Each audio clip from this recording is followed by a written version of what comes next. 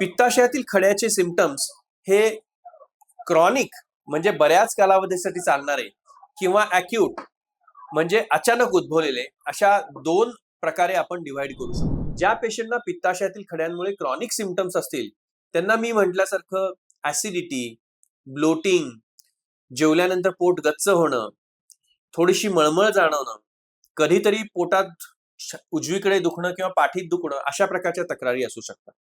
तर अॅक्यूट स्टेजमध्ये अचानक पोटात कळ करून दुखणं, पोटात दुखणं कंट्रोल न होणं, हेच दुखणं पोटाकडून पाठीकडे जाणं, ताप येणं, कावीळ होणं अशा प्रकारच्या तक्रारी असू शकतात.